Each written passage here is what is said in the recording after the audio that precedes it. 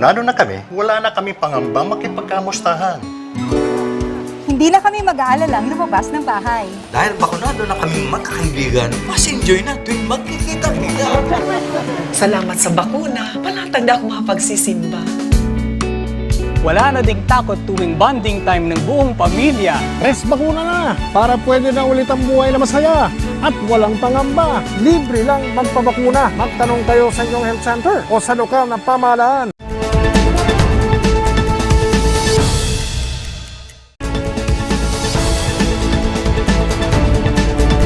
Narito na ang mga nagpapagang balita.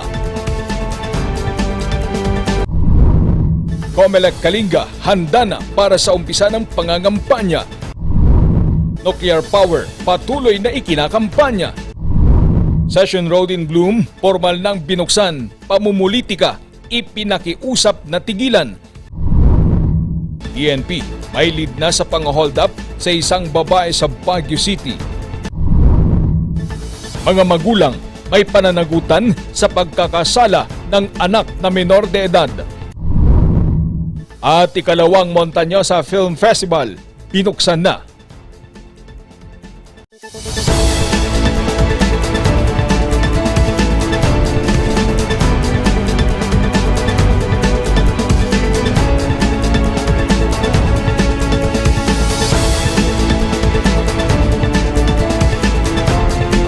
Mula sa Highland TV News Center Baguio, ito ang Zone Headlines.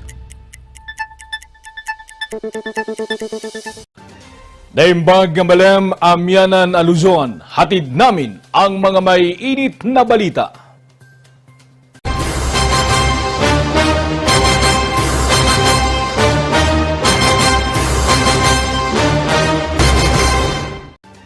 Naghahanda na ang Comelec Kalinga sa pagsisimula ng pangangampanya.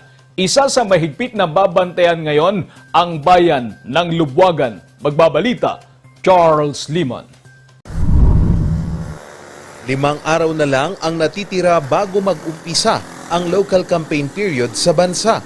Sa Cordillera, isa sa mga tututukan ang probinsya ng Kalinga. Buong province of Kalinga, dati po alert level red lahat. But dinowngrade po ito in a recent pronouncement doon po sa Camp Crame. Kung ikukumpara kasi sa ibang parte ng Cordillera, Kalinga pa rin ang may pinakamaraming bayan na binabantayan. Kabilang narito ang Lubwagan. Ang pinakamataas is Lubwagan. Yan po dahil may harassment daw po sa mga military na nagpapatrolya, and then merong pong 19 na sightings ng nasa left po as of this moment hanggang at present, and then meron pong firing noong 2013 sa mga citizens, then ambush yung sumunod, intense civil rivalry, tribal conflict, and then there was this incident of vote buying.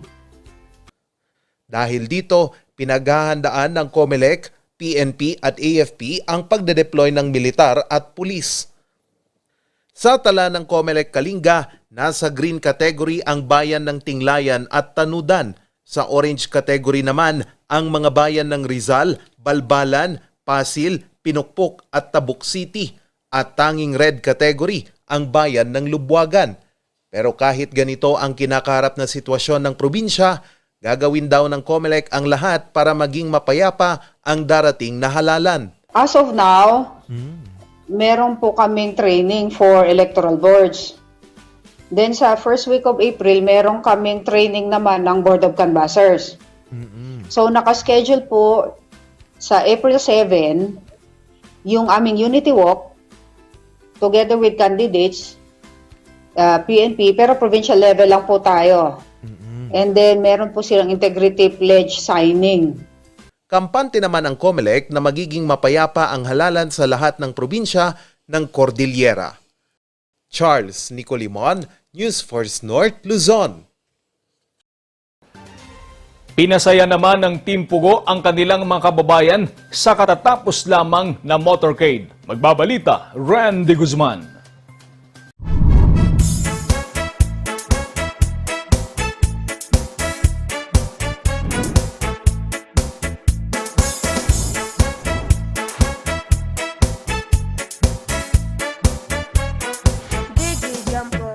Pasma ng ulan, hindi nagpatinag ang mga taga-suporta ng Team Pugo habang iniikot ang bawat barangay sa kanilang isinagawang motorcade. Dinaluhan din ito ng ilan pa nilang kasamahan at taga-suporta ng Probinsyano Ako Party List. Matapos ang motorcade, inilatag nila ang kanilang mga plataporma. Ilan dito ay ang pagsulong ng turismo at trabaho. Marami tayong pinuntahan noon upang i-promote ang La Union. So nga kaya kumanan apong at tultuloy, dahil apong ang programa. Asabay kumintas tayo di turismo. Dito'y La Union at adupay ti maawis tayong investor. Kano nga, mamati ang napintas ti polisiya, iti turismo dito'y La Union.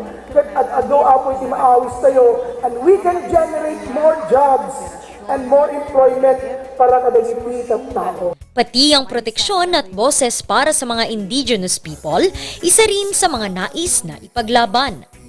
Ganda ti Representative Tilday. Siyempre, ito si Mangilabang kay tayo.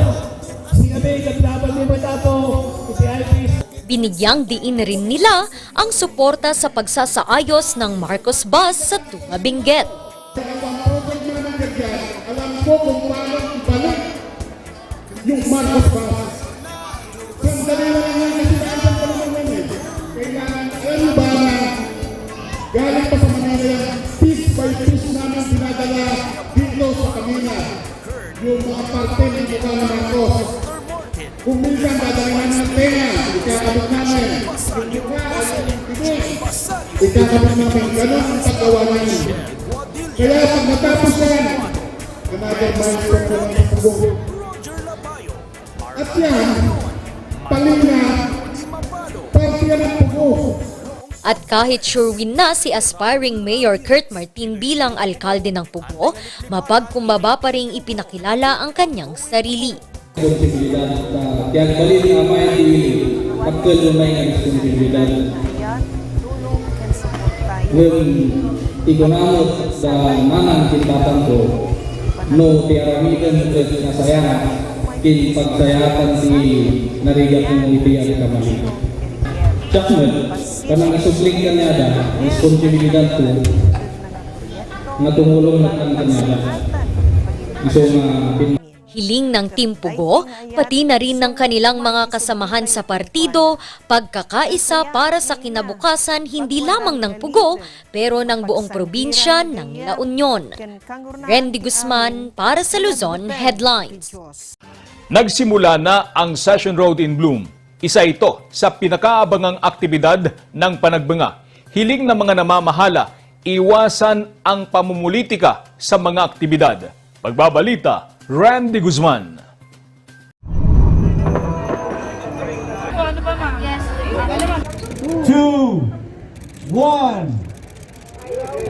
Formal nang binuksan kanina ang Session Road in Bloom.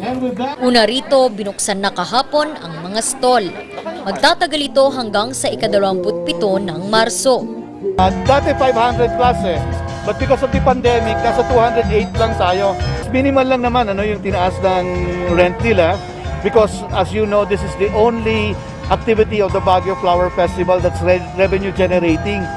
So dito natin kinukuha yung pondo natin para i-bankroll yung festival. Yung last weekend, itong katatapos lang is one all-time high natin. Nag-peak tayo ng accumulated of 45,000. But this week, because of the Session Road in Bloom, we can see even yung weekdays will become popular. Actually, itong Monday na to, ang nakita namin registration is more than 5,000 na. Pinaalala naman ng Baguio Flower Festival Foundation Incorporated na igalang ang pagdiriwang. Ito'y matapos sitahin kahapon ang ilang supporters ni Presidential Aspirant Leni Robredo. So kami yung ultimately ang responsible sa conduct ng event. That's why we adopted a policy that as much as possible, we advocate that there is no campaigning during the conduct of the Flower Festival. Yun lang naman. Now, if they choose to respect that policy and the request of the community, nasa sa kanila na yun. Ang hinihingi lang natin, respeto. Yun lang. Para naman kay Jeanette Kawiding, wala raw masama sa kanilang ginawa. Session Road in Bloom, that's where the people are. They will put it in a place na walang tao. And we should not be separating the fact, gaya ng sinabi ko, that we are a city of beautiful flowers and we are a city of democracy. And we should be encouraging this kind of expression, especially... Randy Guzman para sa Luzon Headlines. Nagsimula na ang Session Road in Bloom. Isa ito sa pinakaabangang aktibidad ng panagbanga. Hiling ng mga namamahala, iwasan ang pamumulitika sa mga aktibidad. Pagbabalita, Randy Guzman. Na tumakbo para sa pagka-congressman ng 5th District. Sa gitna ng mahigpit na schedule sa pangangampanya sa pagka-congressman ng pangalawang distrito ng Pangasinan, benepisyo ng bansa sa paggamit ng nuclear power ang ikinakampanya ni Mark Huangco.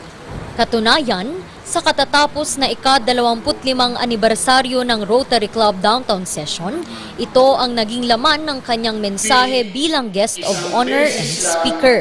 At sapat ang supply, yan po ay pwedeng maging alipin ng tao.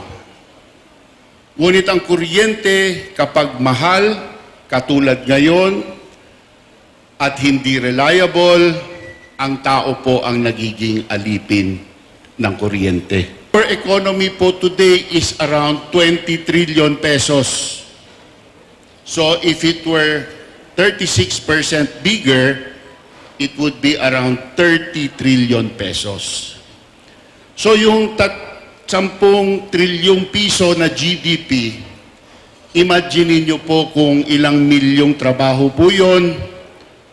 Imaginin po ninyo kung ganon ang economic activity, gaano ba tataas ang average na sweldo. So definitely po kung mura at sapat yung kuryente, magbo-boom ang ating economy. Giit niya, ligtas itong gamitin. So, we can see that in Chernobyl, there was nothing pre-mitigating any eventuality. But in Western nuclear power plants, because of containment, even if something goes wrong with the nuclear power plant, nothing is released into the environment. Nuclear waste is only utilized to 5% of its potential. Meron po siyang 20 times reuse potential in Generation 4 reactors. Ibig sabihin po, yan ay isang malaking kayamanan na dapat natin ipamahagi sa ating mga anak, apo at apo nila. Kamakailan lang nilagdaan ni Presidente Rodrigo Duterte ang Executive Order 164. Sa pamamagitan ng kautosang ito, kinilala na ng pamahalaan ang nuclear power bilang energy source. Marami pong makikinabang dyan. Sana po magbasa po kayo, mag-internet po kayo, wag lang po doon sa kontra-nuclear. Let's base our decision on facts, not on emotion. Our country deserves this po. Sa Executive Order 164, ipinag-utos din ang pagsasagawa ng pag-aaral tungkol sa Bataan Nuclear Power Plant na itinayo taong 1973. Randy Guzman para sa Luzon Headlines. Nagsimula na ang Session Road in Bloom. Isa ito sa pinakaabangang aktibidad ng panagbanga. Hiling ng mga namamahala, iwasan ang pamumulitika sa mga aktibidad. Pagbabalita, Randy Guzman. Kasabay ng Session Road in Bloom, inilunsad ang taunang Arts Festival ng St. Louis University. May tema itong Art with Heart. May 4 na festival sa ilalim ng pistang ito. Kasama rito ang Music Fest, Dance, Drama, at Painting Competition. Arts Festival is a way of the Center for Culture and the Arts to feature naman yung mga student artists from the different schools of St. Louis University. So, nagkakaroon tayo ng friendly competition para maisulong natin yung SLU artistry. Ayun, actually, nag-goosebumps ako kasi pumunta ako dito ng maaga para mag-cover tapos mag-take ng videos. Tapos sobrang gagaling ng mga performers and imagining na 2 years na pahinga sila, sobrang well-performed pa din lahat ng pieces na ginawa nila. And worth it yung pagpunta ko dito to cover the whole event.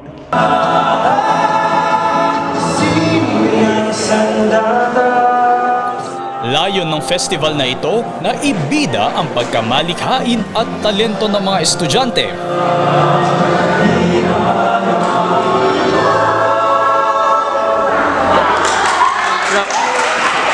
As viewers, nag-i-expect din ako na may makikita akong something new, and ayun, as viewers, may inspire kami sa kung anong ihahandog ng mga performers natin.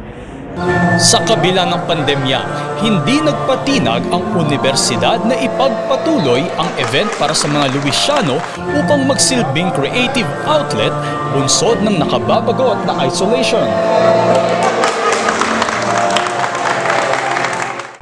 Siyempre, ang isa sa mga tatamaan na malaki talaga nung pandemic, we believe, was the arts. Ganon. And, you know, kaming mga trainers, nag-usap-usap din kami and we decided na hindi pwedeng matulog ang arts dahil lang sa pandemic. Diba? We're bigger than this. Para sa mga replay ng palabas, schedule at live shows, maaaring bisitahin ang kanilang Facebook page ng SLU, the Center for Culture and the Arts. Tom Navarro para sa Luzon Headlines. Susunod, PNP may lead na sa pang-hold up sa isang babae sa Baguio City. Yan at iba pang balita. Abangan!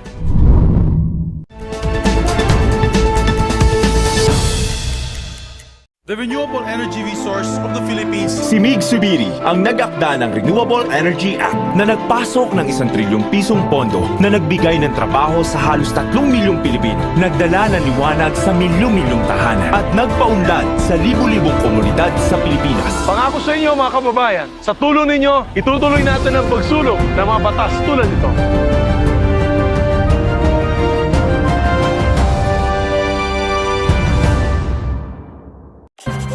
Ang saranggola at ang tali nito ay maaaring lumapit, sumabit o bumuhol sa linya ng kuryente. Dahil sa lakas ng kuryenteng dumadaloy sa linyang ito, ang paglapit at pagdikit ng anumang bagay na hawak ng tao tulad ng tali ng saranggola ay maaaring daluyin ng kuryente at maging sanhi ng aksidente o pagkamatay. Maaari ring maantala ang daloy ng kuryente dahil dito. Ang paalalang ito ay mula po sa NGCP. Hello, good morning, TJ Home Builders po. TJ Home Builders po? Yes po, sir. Sir, paano po umorder online ng mga hardware supplies? Yes po, sir. Madali lang naman pong mag-order through our Facebook page po. Punta lang po kayo sa facebook.com/TJHomebuilders at i-message nyo na lang po kami doon at meron lang pong sasagot sa inyo. So, meron po tayong indoor, outdoor, tsaka meron din po tayong for kitchen, for bathroom, at mga lightings po. Sir, ang TJ Home Builders po ay isang tindahan na nag-o-offer po ng mga finishing material. Easy to install at mas makakatipid po sila ng oras at sa pera po nila. Mas concentrated po kami sa mga modern materials. TJ Home Builders! We turn houses into homes! The Baguio Country Club, the first and only 5-star mountain resort in the Philippines, is fully equipped and ready to welcome you back. The club has thoroughly worked on adapting to the new normal. The usage of any of the facilities and amenities of the club is governed with specific rules, regulations, and procedures in accordance to the medical, physical distancing, and disinfecting protocols. And as you return back here to your second home and make new memories with us, we assure you that at the Baguio Country Club, you do not have to worry because we can assure you that the club continuously puts great importance to the health, safety, and wellness of its members, guests, and employees. Coronavirus. Dahil dito, may mga bagay na hindi mo na magagawa. Ngunit, may katuwang ka. PBA, or Pau de Arco Herbal Capsule na may antiviral quercetin at immunity booster. Mag-PDA or Pau de Arco Herbal Capsule araw-araw para iwas sakit, iwas virus. PDA. Proteksyon, depensa, alay sa kalusugan. PDA or Pau de Arco Herbal Capsule is available in all leading drugstores nationwide. Another quality product of Aldrich Corporation. Trabaho, trabaho at mas marami pa pong trabaho para makabangon tayo muli. Ginawa na po natin yan sa 5th District of Pangasinan. Magtatayo pa tayo ng 3 pang economic zone. Ito po ay makakapagbigay ng karagdagang 50,000 jobs para po sa mga Pangasinense. Ako, si Ramon Gico III. Kasama nyo sa pagtupad ng pangarap para sa maunlad na Pangasinan.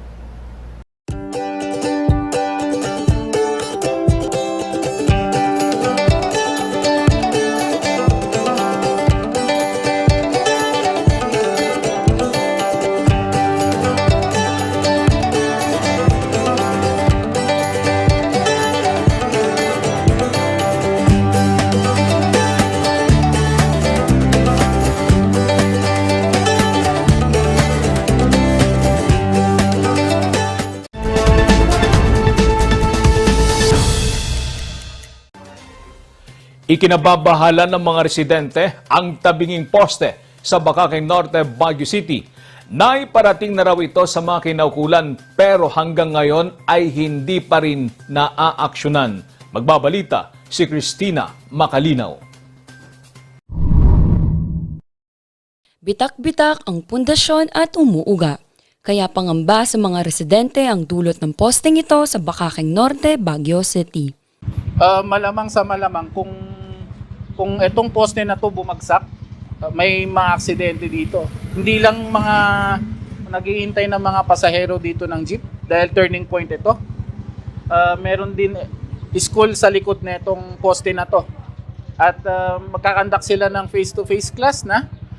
At yung pangamba ko na baka may bata na maaksidente dito. As you can see naman, anytime pwede nang matumba yan. Kasi nakita nyo talaga namang rate na yung base nung nasa baba.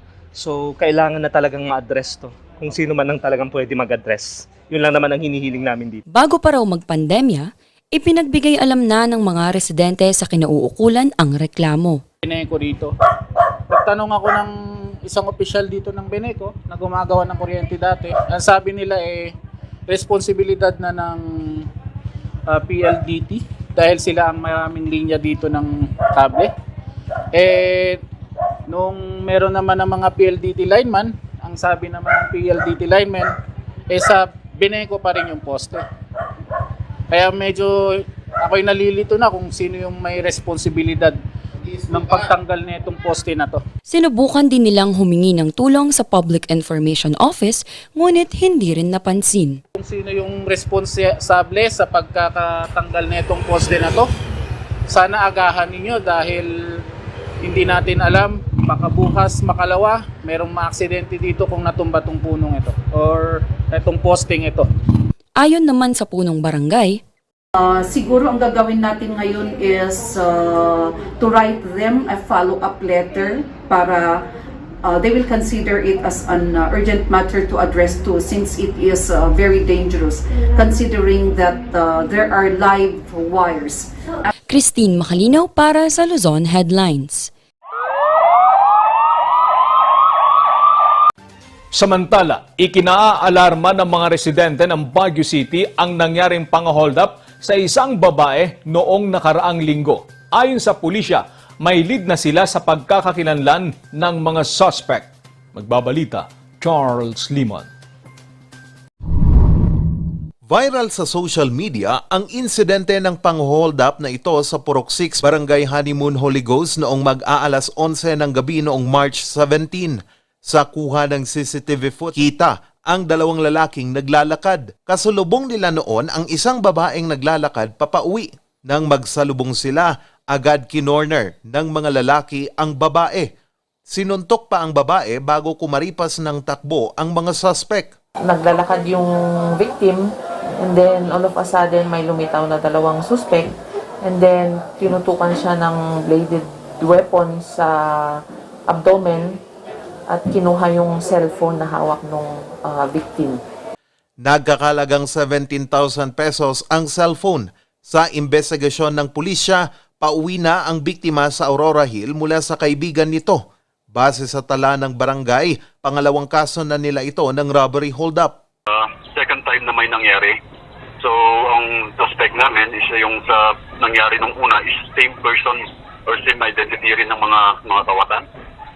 Oo, bali dalawang beses na po nangyari yung may ganun. As of this time, wala pa, pero from the station commander of Station 6 is meron na daw silang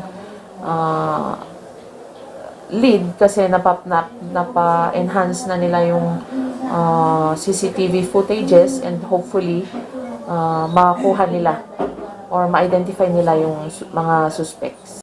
Ayon sa pulisya, isolated ang nangyaring robbery hold-up. Sabihan po natin yung mga kaibigan na mag-text or tumawag pagka nakauwi na po sila. And then, i-take note po natin yung mga hotline numbers ng mga malalapit na police stations for just in cases of emergency, madali po tayong humingi ng tulong sa kanila. Charles Nicolimon para sa Luzon Headlines.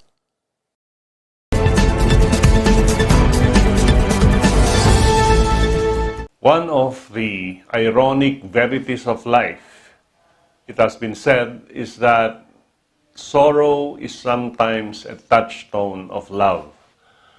Pag-usapan natin yung kaso ni Crescencio Levy versus Intermediate Appellate Court. There were two minor young lovers. And because of their emotions, both lovers, syempre nag-object ang kanilang mga parents because of their age. Nag-object ang mga parents because of the age factor. And the two young couples decided to end their lives. No? Nag-suicide sila. First by the guy shooting at her girlfriend, and later on, putting the gun on himself. So, after everything else, ginawa nung parents ng babae ay hinabla yung parents ng lalaki for damages on the ground of Article 2180 of the new Civil Code. At ito yung nagsasabi na ang parents or guardians are liable for the offenses, criminal offenses of a minor child. And of course, Article 2180 of the new Civil Code also was supported by the Family Code of the Philippines. At ang sabi rin dito sa ating Family Code, kung may kasalanan, kung may krimen na ginawa ang isang minor child against another person, then he or she or both parents shall be liable for damages. Ito yung decision ng Korte Suprema dito sa Levy case na ito. And ang sabi ng Korte Suprema, although they acknowledge that it was out of love that the children of the petitioners and the respondents committed suicide, it is still invariably liable for the death of the minor child. Sinasabi ng Korte Suprema na yung parents ng lalaki, in this case, shall be civilly liable for the death of the daughter of the petitioners in this case, because tama sila under Article 2180 of the new Civil Code, the parents of a minor who commits a crime is civilly liable for the acts of the minor child.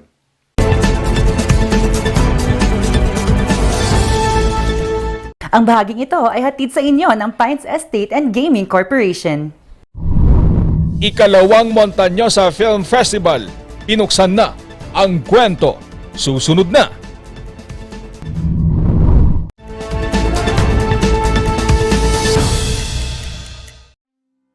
Salamat kay Senator Migs dahil natulungan niya ang aming negosyo ngayong pandemic dahil sa Bayanihan Act. Salamat Senator Migs. Hulog ka ng langit sa industriya namin. Sa lahat kaming magsasaka ng tubo sa buong Pilipinas.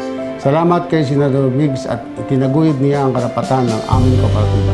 Salamat Senator Migs sa pagbigay ng malakas na ngipin sa anti-hazing law. Tuloy-tuloy lang po ang serbisyo ng inyong trabahador sa Senado. Sa milk din ng batang 90s, taratati lang i-try. Ang batang 90s milk tea, di ka magsisisi, promise. Sa milk din ng batang 90s. Mazar Music offers a complete line of musical instruments.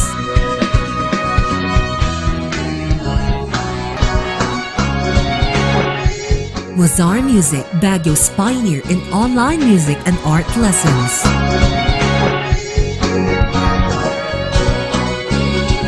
Mazar Music, bringing music closer to your hearts.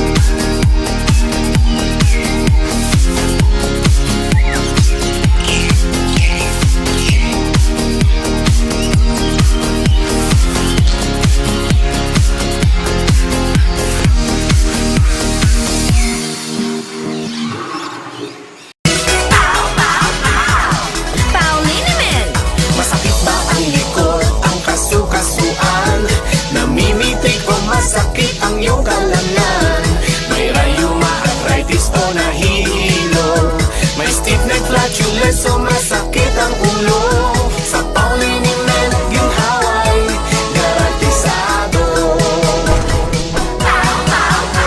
Pauliniment, isang pahid ka lang. Dahil walang out sa POW!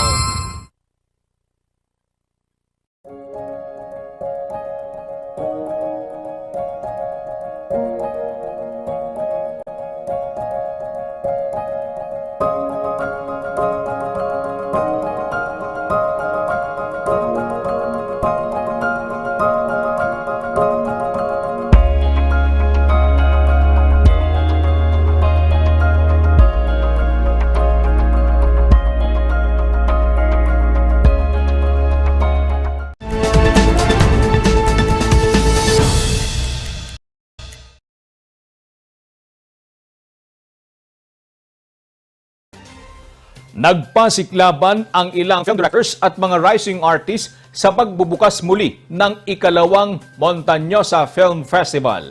Ang kwento hatid ni Charles Limon.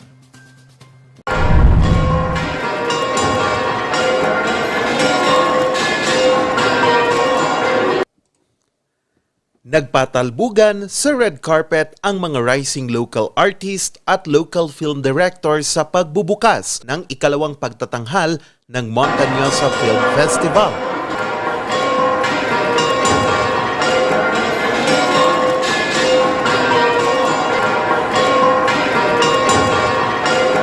It's more exciting this year since we expanded the competitions to cover 3 categories this year, namely yung documentary, narratives, and mobile films. We see great hope in cinema for Baguio City as the quality of their outputs have proven to be excellent. No?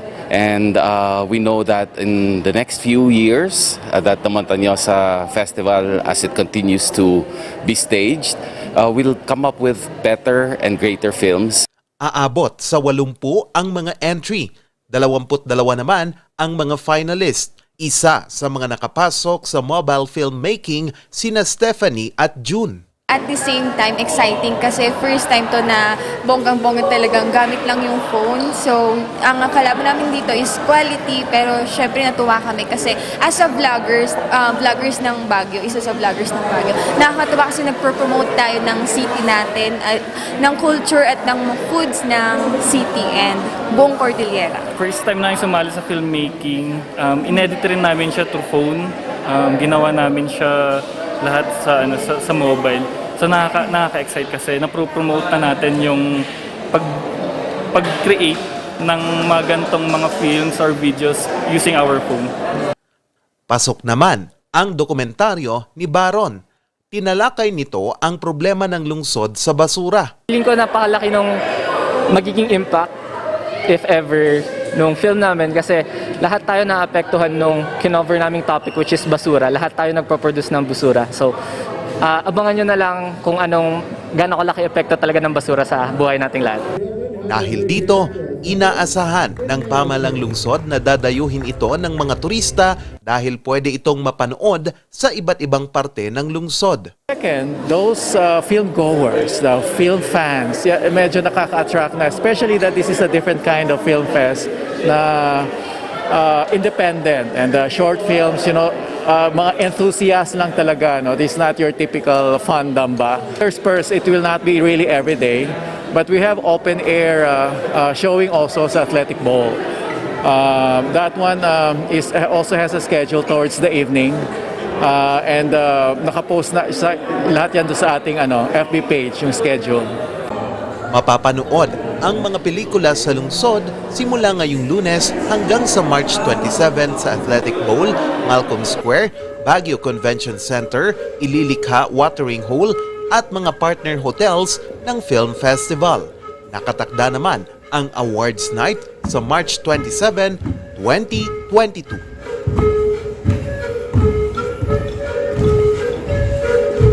Charles Nicoliman para sa Luzon Headlines.